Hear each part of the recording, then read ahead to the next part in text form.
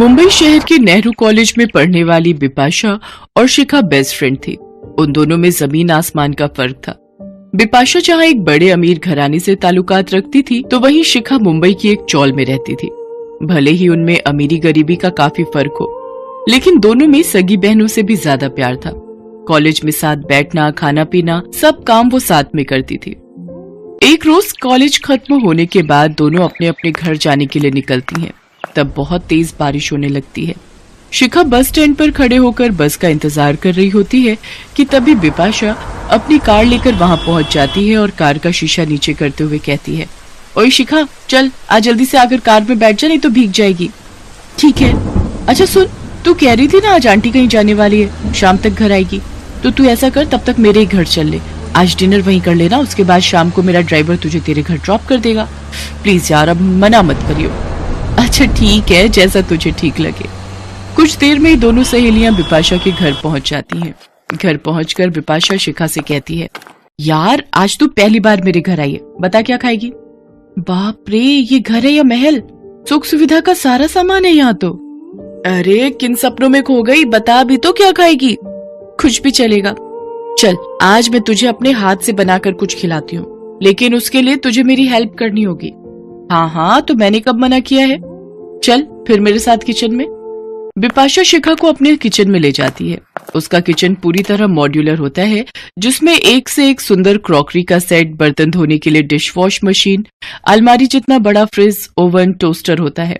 शिखा उसके किचन को देखकर दंग रह जाती है और वो मन ही मन सोचती है, अरे वाह, यहाँ पर तो कितना कुछ है।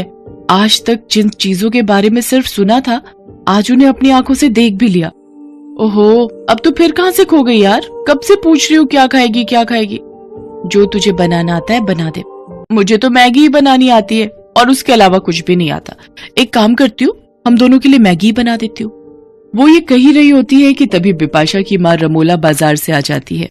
बिपाशा लाडो, शिखा बेटी आज पहली बार हमारे घर में आई है और तू उसे सिर्फ मैगी बनाकर खिलाएगी।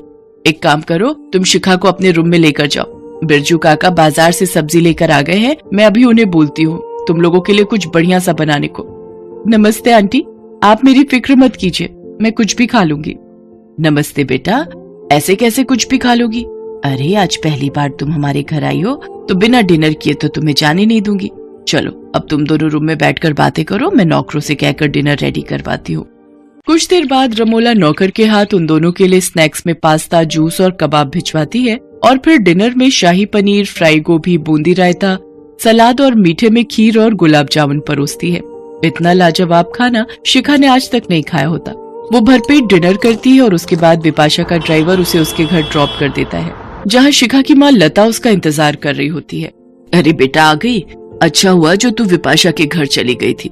मैं भी बारिश में भीगते भीगते बस अभी घर पहुंची हूँ। जहाँ गई थी वहाँ भंडारा हो रहा था, तो वही लेकर आई हूँ। चल अब तू हाथ मुंह धो ले, फिर पोड़ी छोले खाकर सो जाएंगे। माँ आप खा लो, मैं बिपाशा के घर से डिनर करके आई हूँ। अच्छा ठीक है। अरे ये क्या, बारिश में पूरी थोड़ी भीग गई है, तो मैं इन्हें थोड़ा सेक लेती हूँ। बहुत देर तक लकड़ियां और उपले लगाने के बाद लता के घर का चूल्हा जलता है। एक कोने में बैठी शिखा ये देखकर मन ही मन सोचती है, कितना फर्क है अमीर और हम गरीब की रसोई में। जहाँ अमीर को खाना गर्म करने के लिए सिर्फ ओवन का स्विच ऑन करना होता है और झट से खाना गर्म हो जाता है, तो वहीं एक गरीब को रोटी सेकने के लिए भी कितनी जद्दोजहद करनी पड़ती है। फिर उसकी नजर अपने घर की रसोई में रखे डिब्बों पर जाती है, जिनमें मुश्किल से ना के बराबर राशन होता है। एक और अमीरों का घर होता है जिनकी रसोई में दुनिया भर का सामान है, जहाँ ये समझ नहीं आता कि क्या खाएं और क्या नहीं। और एक और है ये हम गरीबों की रसोई। ऐसे ही वक्त बीतता गया। शिखा पढ़ाई में काफी अच्छी थी और वो अक्सर पढ़ाई में बिपाशा की मदद किया करती थी। बिपाशा और शिखा के एग्जाम आने वाले थे। शिखा अक्सर कॉलेज खत्म होने के बाद बिपाशा की पढ़ाई में मदद करने के लिए उसके घर जाया करती थी।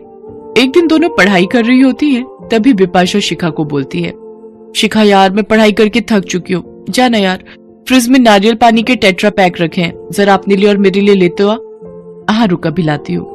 इसके बाद शिखा किचन में जाती है और फ्रिज खोलती है तो देखती है उसमें ढेरों सामान जैसे cold drink, chocolate, juice, fruits और भी बहुत कुछ रखा हुआ होता है। अरे बाप रे, ये फ्रिज तो किसी अलमारी से भी बड़ा है और इसमें इतना सारा सामान। ये तो ऐसे लग रहा है जैसे किसी मॉल की कोई बड़ी सी दुकान हो। इसमें तो दुकान की तरह कितनी सारी चीजें रखी हुई हैं खाने पीने की, और एक हम गरीबों के घर की रसोई है जिसमें फ्रिज के नाम पर एक पानी का मटका ही रखा हुआ होता है। ये सोचकर शिखा फ्रिज में से नारियल पानी लेती है और चली जाती है। फिर शाम को रमोला अपने कुक से कहती है, सुनो बिरजू, आज खाने में चिकन कोरमा, कढ़ाई पनीर, बूंदी रायता, लच्छा पराठा और बटर नान बना देना, और हाँ, मीठे में गुलाब जामुन और रसमलाई रख देना। जी मालकिन। और मालकिन, जो दोपहर का खाना बचा है उसका क्या करना है? अब हम बासी खाना थोड़ी ना खाएंगे, उसको तुम फेंक देना। वहीं खड़ी बिपाशा और शिखा रमोला की सारी बातें सुन रही होती हैं। शिखा बेटा, डिनर रेडी हो रहा है, तब तक तुम दोनों अपना स्टडी कंप्लीट करो, फिर हमारे साथ ही डिनर कर लेना। जी आंटी। बिपाशा के घर पर पढ़ाई खत्म करने के बाद शिखा उनके साथ डिनर करती है और फिर अपने घर चली जाती है, जहां पहुंचकर वो देखती है कि उसकी माँ बड़ी देर से चूल्हा जलाने की कोशिश करती है और फिर जाकर उसके घर का चूल्हा जलता है। फिर जब उसकी माँ रोटी बनाने लगती है तो देखती है कि आटा सिर्फ आज के दिन के लिए ही होता है।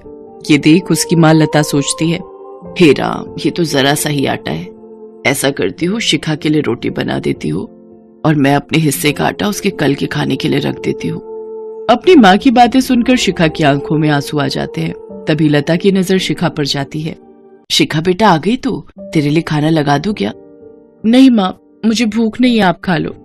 हाँ बेटा, बिपाशा के घर कुछ खाकर आ गई होगी तू, इसलिए तुझे भूख नहीं है। वैसे भी तुझे तरह तरह के लजीज खाने की आदत लग गई है, तो अब इस गरीब की रसोई का खाना कहाँ से पसंद आएगा? ऐसी कोई बात नहीं है माँ, आप देखना, एक दिन मैं आपको बहुत सारी खुशियां दूंगी। माँ, मैं इस अमीर और गरीब की रसोई का फर्क जरूर मिटा दूंगी। अरे क्या हो गया तुझे? कुछ नहीं माँ, बिपाशा के घर में एक वक्त में इतना खाना बनता है कि समझ नहीं आता कि क्या खाएं और क्या छोड़े, और उसके घर पर तो बचा हुआ खाना इतना फेंका जाता है जितना हमारे यहाँ हफ्ता भर चल जाएगा। बेटा, ऊपर वाले ने सबके नसीब में एक जैसा सुख नहीं लिखा। अगले दिन शिखा अपने घर पर उदास बैठकर पढ़ाई कर रही होती है कि तभी वहाँ बिपाशा और रमोला आ जाती हैं। ओए शिखा, आज तू अकेला अकेले पढ़ाई कर रही है? आज तू नहीं आई, इसलिए हमने सोचा हम ही आ जाते हैं तेरे यहाँ पढ़ाई करने और लता आंटी के हाथ का बना खाना खाने। अब तू तो कभी बुलाती नहीं है खाने पर, इसलिए आज मैं और माँ खुद ही आ गए खाने पर। जी बहन जी।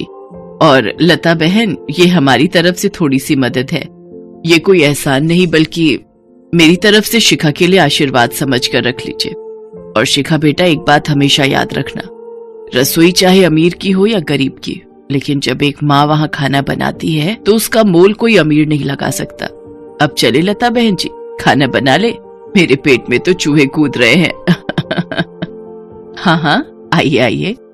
इसके बाद वो दोनों मिलकर रोटी सब्जी बनाते हैं और फिर सभी खुशी खुशी साथ में मिलकर खाते हैं।